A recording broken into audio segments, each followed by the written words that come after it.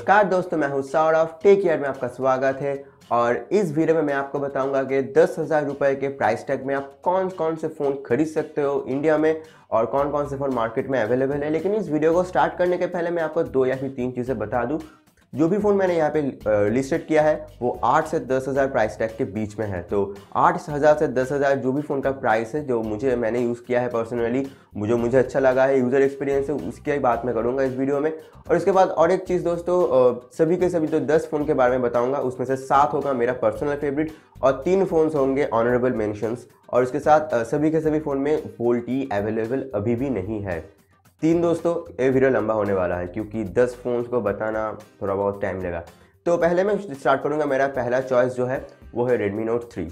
तो Redmi Note 3 के कुछ अच्छे दिक कौन कौन से हैं। तो जो पहला साइड मुझे अच्छा लगा वो है Snapdragon 650 प्रोसेसर, जिसका एंड्रॉइड में स्कोर रहता है लगभग 70,000 रुपये और 2 GB का रैम, 16 GB का इंटरनल और इसके साथ एक 16 मेगापिक्सल का रियर कैमरा जो 4K रिकॉर्डिंग भी सपोर्ट करता है, 5 मेगापिक्सल का फ्रंट कैमरा और 1080p का डिस्प्ले। और इसके साथ साथ आपको मिल जाता है 4100 mAh का बैटरी।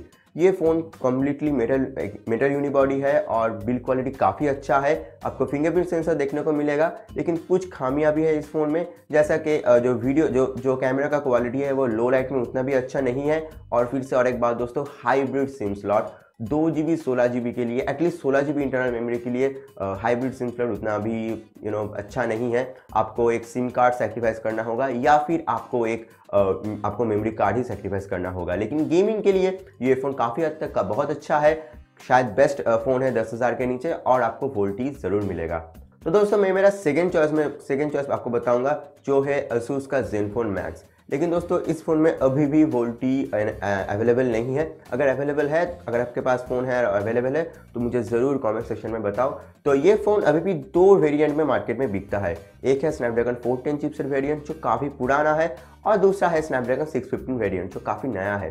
तो अगर मैं प्रोसेसर को बाहर रखूँ तो नॉर्मली आपको यहाँ पे मिलेगा 2 GB 16 GB का कॉम्बो या फिर 2 GB 32 GB का कॉम्बो स्नैपड्रैगन 615 के साथ, एक 13 मेगापिक्सल का रियर कैमरा, 5 मेगापिक्सल का फ्रंट कैमरा, 5000 mAh का बैटरी और इसके साथ एक 5.5 इंच 720p डिस्प्ले, लेकिन उसमें आपको गोरिल्ला ग्लास 4 का प्रोटेक्शन मिल जाएगा और लेज़र ऑटो फोकस है, काफ़ी फास्ट फोकसिंग है।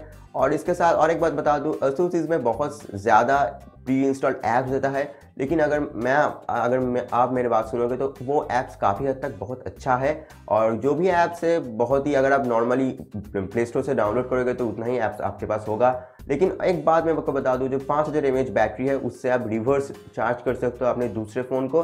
और अगर एक कुछ खामियां इस फ़ोन में है तो वो मैं आपको बताऊंगा कि फ़ोन का जो एक्चुअली रैम मैनेजमेंट है, 2 GB रैम वेरिएंट्स के लिए जो रैम मैनेजमेंट है ये उतना भी अच्छा नहीं है। फर्स्ट बूट में आप लगभग 700 से 800 MB पाओगे और भी फेसबुक, व्हाट्सएप ये सब यूज़ करने के बाद लगभग 400 से 600 इतना फ्री रैम आपको अवेलेबल होगा। तो 2 GB वेरिएंट के लिए ये उतना भी अच्छा नहीं है। आपको डुअल डेडिकेटेड सिम स्लॉट मिलेगा, ये अच्छी चीज़ है, और एक डेडिकेटेड SD कार्ड स्लॉट भी मिलेगा। और 5000 mAh बैटरी है तो जानते हो बैटरी बैकअप सबसे अच्छा है इस फ़ोन का। और कैमरा भी, दोनों ही कैमरा रियर हो या फिर फ्रंट, काफ़ी अच्छा है। दोस्तों इसके बाद मैं मेरा थर्ड चॉइस में आऊँगा जो है Lenovo का K6 Power। फ़ोन अभी भी इंडिया में लॉन्च नहीं हुआ है, मैं जानता हूँ। अगर स्पेसिफिकेशन की बात करूँ तो इस फ़ोन में आपको 5 इंच का डिस्प्ले मिलेगा। पिछले दोनों फ़ोन में आपको 5.5 इंच का डिस्प्ले मिला था। तो 5 इंच का डिस्प्ले, वो भी 1080p, जिसका रेजोल्यूशन जो PPI होता है वो है 441 और आपको स्नैपड्रैगन का 430 मिलेगा, 3 GB का रैम मिलेगा, 32 GB का रोम मिलेगा। और लेनोवो ने कहा है कि सिक्योरिटी फीचर्स बहुत ज़्यादा होंगे और इस फ़ोन में आपको एक फिंगरप्रिंट सेंसर देखने को मिल जाएगा। रियर में आपको 13 मेगापिक्सल का कैमरा मिलेगा, फ्रंट में 8 मेगापिक्सल और दोनों ही कैमरे में आपको सोनी का सेंसर देखने को मिलेगा। तो ये काफ़ी हद तक लेनोवो ने कहा है और मुझे लगता है कि फ़ोन काफ़ी अच्छा होगा।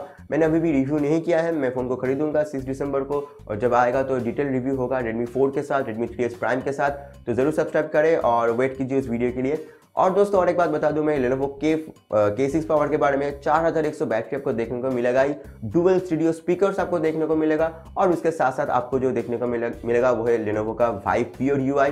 अगर आप मुझे बहुत दिन से फॉलो कर रहे हो तो आप शायद जानते हो कि मैं Vive Pure UI को ज़्यादा प्रेफर करता हूँ Xiaomi के MIUI से भी। और दोस्तों और एक बात मैं आपको बता दूं, जो ये फ़ोन है Lenovo K6 पावर, इसका बैटरी है 4100 mAh का, जो सेम बिल्कुल Redmi 3S Prime की तरह है। तो K6 पावर होगा मेरा थर्ड चॉइस और यहाँ पे आपको वोल्टेज ज़रूर मिलेगा। इसके बाद मैं बताऊंगा दोस्तों मेरा जो फोर्थ चॉइस है। अब मैं इस सैमसंग के पास जाऊंगा। तो सैमसंग ने एक नया फ़ोन लॉन्च किया है ऑन 7 प्रो। तो ऑन 7 प्रो में आपको देखने को मिलेगा एक 1.2 गीगाहर्ट्ज़ स्नैपड्रैगन 410 चिपसेट। और यहाँ पे एक बात बता दूं मैं दोस्तों, आपको दोनों ही डेडिकेटेड सिम स्लॉट मिलेगा और उसके साथ साथ एक माइक्रो SD कार्ड स्लॉट भी मिलेगा। तो अगर हाइब्रिड स्लॉट आपको नहीं अच्छा लगता है तो आप इसके साथ जा सकते हो। 5.5 इंच TFT डिस्प्ले आपको देखने को मिलेगा, वो भी 720p रेजोल्यूशन के साथ। रेजोल्यूशन थोड़ा बहुत पिक्सल स्क्रीन साइज के हिसाब से कम है, लेकिन मेरी बात मानो बहुत अच्छे से काम करता है। 2GB का रैम और 16GB का इंटरनल स्टोरेज आपको देखने को मिलेगा और 3000 mAh का बैटरी आपको देखने को मिलेगा। और अगर मैं 3000 mAh बैटरी की बात करूं तो दोस्तों सैमसंग का एक USP हो चुका है सैमसंग का बैटरी सेवर फीचर, और ये काफ़ी अच्छा काम करता है। आप मैक्सिमाइज बैटरी पा सकते हो अल्ट्रा बैटरी सेवर ऑप्शन का यूज़ करके। और कैमरे के मामले में 13 मेगापिक्सल रियर और 5 मेगापिक्सल फ्रंट कैमरा। और सैमसंग ने कहा है कि 5 मेगापिक्सल जो फ्रंट कैमरा है वो सेल्फी के लिए बहुत अच्छा है, क्योंकि 120 डिग्री वाइड एंगल लेंस उसमें यूज़ किया है। तो काफ़ी हद तक अच्छा है दोस्तों। और जो भी फ़ोन के मैं बात करूँगा उसका लिंक आपको डिस्क्रिप्शन में मिल जाएगा, अगर आप खरीदना चाहते हो तो खरीद सकते हो दोस्तों। इसके बाद आएगा मेरा फिफ्थ चॉइस, वो है Xiaomi Redmi 3S Prime। तो मुझे मालूम है आप मुझसे पूछोगे कि क्यों Redmi 3S Prime फिफ्थ में है, क्योंकि मेरा जो यूज़र एक्सपीरियंस है सभी के सभी फ़ोन से उसमें Xiaomi Redmi 3S Prime fifth में ही आता है।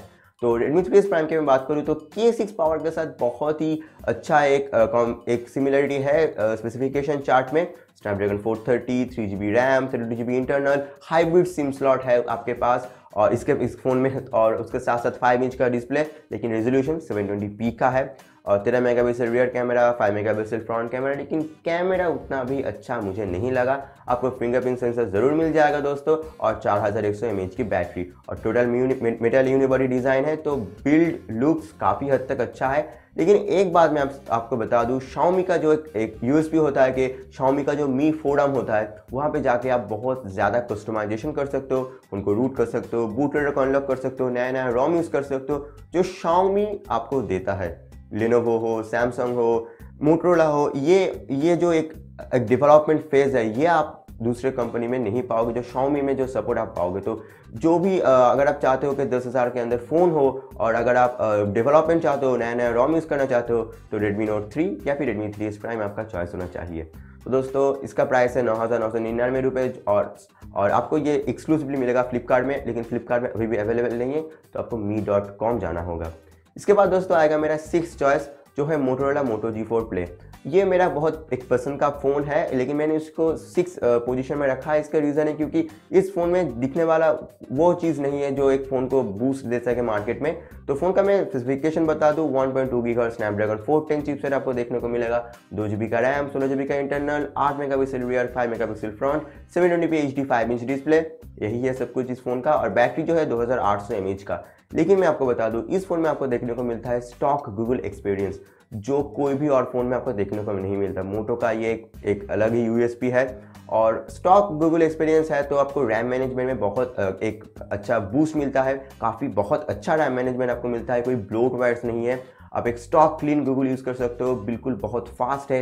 नॉर्मली Redmi 3S Prime या फिर और भी फ़ोन से बहुत फास्ट है। और एक अच्छी चीज़ है, जो 5 मेगापिक्सल फ्रंट कैमरा है और जो 8 मेगापिक्सल रियर कैमरा है, दोनों का ही कैमरा क्वालिटी मुझे एटलीस्ट Redmi 3S Prime से ज़्यादा अच्छा लगा। और दोस्तों जो 2800 mAh का बैटरी है वो दिखने में छोटा है, लेकिन एक दिन आपको अच्छे से दे देगा। और एक बात दोस्तों मैं आपको बता दूं फिर से, इस फ़ोन में आपको डेडिकेटेड दोनों सिम स्लॉट मिलेगा और उसके साथ एक डेडिकेटेड SD कार्ड मिलेगा। तो अगर हाइब्रिड सिम स्लॉट को आप नापसंद करते हो मेरी तरह, तो आप इस फ़ोन के साथ जा सकते हो। इसके बाद जो फ़ोन के बारे में मैं बताऊँगा वो है मोटोरोला का ही E3 पावर। तो E3 पावर क्यों? अगर आप एक स्टॉक एंड्रॉयड चाहते हो, स्टॉक एंड्रॉयड एक्सपीरियंस चाहते हो, अगर आपके पास मोटोरोला एक अच्छा ब्रांड हो, अगर मोटोरोला के लिए आपके पास एक रिस्पेक्ट हो, और अगर आप एक अच्छा फ़ोन चाहते हो वही 8,000 रुपये में, तो मोटोरोला E3 पावर आपके लिए बहुत अच्छा है। क्यों? क्योंकि इस फ़ोन में 3500 mAh का बैटरी और बैटरी बैकअप बहुत ही अच्छा है। हाँ, ये फ़ोन मोटोरोला G4 की तरह उतना भी फास्ट नहीं है। मैंने एक कंपेरिजन किया था स्पीड टेस्ट, वो कार्ड में होगा, आप ज़रूर चेक कर लेना। लेकिन दोस्तों जो 8 megapixel rear camera, 5 megapixel front camera है वो काफ़ी अच्छा है, और 5 मेगापिक्सल फ्रंट कैमरा तो G4 Play से भी अच्छा है। बैटरी आपको एक दिन तो देगा ही, या फिर 1.5 या फिर 2 दिन भी दे सकता है अगर आप नॉर्मल यूसेज करते हो। लेकिन एक खामियां इस फ़ोन में है, वो है इसका 1 गीगाहर्ट्ज़ मीडियाटेक प्रोसेसर। तो 1 gigahertz MediaTek processor Facebook, WhatsApp, Twitter ये सब करने के लिए अच्छा है। कॉल रिसीव करना, कॉल करना ये सब के लिए कोई भी प्रॉब्लम नहीं है। लेकिन आप जब गेम खेलना चाहोगे एस्फाल्ट या फिर ऐसा गेम्स, तो यहाँ पे आप देखोगे कि फ्रेम ड्रॉप्स हो रहा है, गेमिंग परफॉर्मेंस उतना अच्छा नहीं है। तो अगर बैटरी बैकअप आपके पास आपके लिए ज़्यादा इंपॉर्टेंट हो और अगर आप गेमिंग नहीं करते उतना भी ज़्यादा, तो आप इस मोटो E3 पावर के साथ जा सकते हो। और एक बात बता दूँ तो दोस्तों, जो 720p HD डिस्प्ले है वो काफ़ी अच्छा है। गोरिल्ला ग्लास प्रोटेक्शन नहीं है पिछले जनरेशन की तरह। और एक बात दोस्तों, जो बॉडी है फ़ोन का वो स्पिल प्रूफ है, वाटर प्रूफ नहीं, लेकिन वाटर का जो स्प्लैश होता है उससे रेजिस्टेंट है। और एक बात मैं बता दूं, जो आपको जो सिम कार्ड मिलेगा, सिम स्लॉट्स मिलेगा, उसमें आपको दोनों डेडिकेटेड सिम स्लॉट मिलेगा। दोनों ही वोल्टी स्टैंड बाई है, दोनों ही वोल्टी सपोर्ट करता है। और उसके साथ साथ दोस्तों जो मेमोरी कार्ड है वो आपको डेडिकेटेड स्लॉट मिल जाएगा। दोस्तों अब मैं बताऊंगा आपको वो 3 फ़ोन्स के बारे में जो मैंने इस लिस्ट में रखा है। लेकिन अगर आप इस 7 फ़ोन को भी चूज़ करना नहीं चाहते हो तो जाके आप ये तीनों फ़ोन्स में देख सकते हो। तो जो पहला फ़ोन है वो है मोटोरोला का मोटो जी टर्बो। तो अगर आप मोटो के दीवाने हो और अगर आप चाहते हो कि एक मोटोरोला फ़ोन खरीदो जिसमें मैं गेमिंग कर सकता हूँ, तो मोटो जी टर्बो अभी भी मार्केट में बहुत ही अच्छा एक फ़ोन है। जब लॉन्च हुआ था लगभग 12,000 रुपये प्राइस टैग था, लेकिन अब वो 10,000 में आ चुका है। तो 2 GB का रैम, 16 GB का रोम, 13 मेगापिक्सल 5 मेगापिक्सल कॉम्बो और कैमरा काफ़ी अच्छा है। और आपको स्नैपड्रैगन 615 मिल जाएगा। 615 है मैं मानता हूँ, लेकिन हीटर नहीं है। और एक बात दोस्तों मैं बता दूं, जो बैटरी है आपको 2470 यानी कि 2470 mAh का बैटरी आपको मिलेगा, जो आपको लगभग एक दिन दे देगा। तो अगर आप मोटो के दीवाने हो और स्टॉक गूगल एक्सपीरियंस चाहते हो और गेमिंग भी करना चाहते हो मोटोरोला में, तो मोटो जी टर्बो आपके लिए अच्छा चॉइस है। मुझे मालूम है कि मोटो जी टर्बो में वोल्टी सपोर्ट है, लेकिन अगर आपके पास कॉन्फर्मेशन न्यूज़ हो तो मुझे कमेंट सेक्शन में ज़रूर बताना। इसके बाद जो फ़ोन आएगा वो है ज़ेनफोन लेज़र। तो मैंने ज़ेनफोन मैक्स का जब रिव्यू किया तो मैंने कहा था कि ज़ेनफोन मैक्स का जो कैमरा है काफ़ी अच्छा है, लेज़र ऑटो फोकस है, लेज़र असिस्ट है। और उसके साथ साथ दोस्तों और एक बात ज़ेनफोन कैमरे में बताऊंगा, जो पिक्सल मास्टर कैमरा है, वहाँ जो ऐप है वहाँ पे आपको मैनुअल फोकस मिलता है, मैनुअल सेटिंग्स मिलता है यूज़ करने के लिए। तो ये सब कुछ आपको ज़ेनफोन लेज़र में भी मिलेगा। लेकिन ज़ेनफोन लेज़र क्योंकि ज़ेनफोन लेज़र का जो वेट है वो ज़ेनफोन मैक्स की तरह नहीं है। मैक्स का वेट लगभग 200 ग्राम के आसपास है और लेज़र का वेट लगभग 160 या फिर 70 ग्राम के आसपास है। डिफरेंस कहाँ पे होता है, क्योंकि बैटरी लेज़र में 3000 mAh का है। और मैं स्पेसिफिकेशन अगर मैं बता दूं तो स्नैपड्रैगन 410 आपको मिलेगा। वोल्टी का पैच उन लोगों ने रिलीज़ किया है। आप जाके असूस ज़ेनफोन का जो भी फोरम है वहाँ पे चेक कीजिए, मैंने चेक किया था। वोल्टी का पैच उन लोगों ने रिलीज़ कर दिया है ज़ेनफोन लेज़र के लिए। 13 मेगापिक्सल रियर, 5 मेगापिक्सल फ्रंट और 13 मेगापिक्सल रियर में आपको लेज़र असिस्ट ज़रूर मिल जाएगा। 3000 mAh का बैटरी आपको एक दिन तो दे देगा ही। और डिस्प्ले के मामले में वही 720p cornering gorilla glass 4 protected display. तो ये रहा दोस्तों ज़ेनफोन लेज़र। अगर आप मैक्स नहीं लेना चाहते हो, लेकिन अगर आपको asus का कैमरा पसंद आए तो। और इसके बाद आएगा मेरा लास्ट चॉइस, वो है लाइको LE1S इको। तो मैंने इस फ़ोन को क्यों वो सातों के बीच नहीं रखा, क्योंकि पहले तो वोल्टी ही नहीं है। दूसरा रीज़न है क्योंकि मैंने फ़ोन को यूज़ किया था, थोड़ा बहुत हीटिंग का इशू है। और थर्ड ऑफ ऑल दोस्तों, लाइको जो कंपनी है वो बैंकरप्टेड हो चुका है। कब ये सर्विस बंद कर देगा मुझे नहीं मालूम, लेकिन उसको अगर मैं छोड़ दूँ तो इसमें आपको देखने को मिलेगा मीडियाटेक का हेलियो X10 चिपसेट। और आपको फुल HD 5.5 इंच डिस्प्ले मिलेगा, 3 GB का रैम मिलेगा, 32 GB का रोम मिलेगा और उसके साथ साथ 3000 mAh का बैटरी आपको देखने को मिल जाएगा। तो ओवरऑल परफॉर्मेंस इस फ़ोन का काफ़ी अच्छा है, गेमिंग के लिए भी काफ़ी अच्छा है। आपको हाइब्रिड स्लॉट नहीं मिलेगा, 32 GB आपके लिए लिमिटेड है, आप इसको एक्सपैंड नहीं कर सकते हो। मैं फिर से बता दूं, आप 32 GB को एक्सपैंड नहीं कर सकते हो, ये भी एक बुरी चीज़ है। और आपको दोनों ही सिम कार्ड मिल जाएगा। और जितना तक मुझे मालूम है, लाइको LE1S इको में कभी भी वोल्टी नहीं आएगा, क्योंकि हेलियो X10 वोल्टी सपोर्ट नहीं करता है। तो दोस्तों लॉलीपॉप के साथ आता है ये फ़ोन और फ्लिपकार्ट में आपको 10,000 में मिल जाएगा। दोस्तों आज के लिए इतना ही। मुझे उम्मीद है आपको ये वीडियो अच्छा लगा और मुझे ज़रूर बताएं कि कौन कौन फ़ोन ये इस लिस्ट में आना चाहिए था। मैंने जो भी फ़ोन्स यहाँ पे बताया है मेरे पर्सनल यूजर्स एक्सपीरियंस को लेकर बताया है। मैंने गेमिंग को कहाँ पे कुछ फ़ोन्स में गेमिंग को प्रेफरेंस दिया है, कुछ फ़ोन में ओवरऑल एक्सपीरियंस को प्रेफरेंस दिया है। तो आप मुझे बताओ कि और कौन कौन फ़ोन्स इस लिस्ट में होना चाहिए था। और अगर आपके पास कोई और भी क्रिटिसिज्म हो, कोई और भी मेरे लिए कुछ और भी न्यूज़ हो, तो मुझे ज़रूर बताओ कमेंट सेक्शन में। मैं आपके राय के लिए वेट कर रहा हूँ। तब तक के लिए अलविदा, आपसे फिर मुलाकात होगी मेरे नेक्स्ट वीडियो में।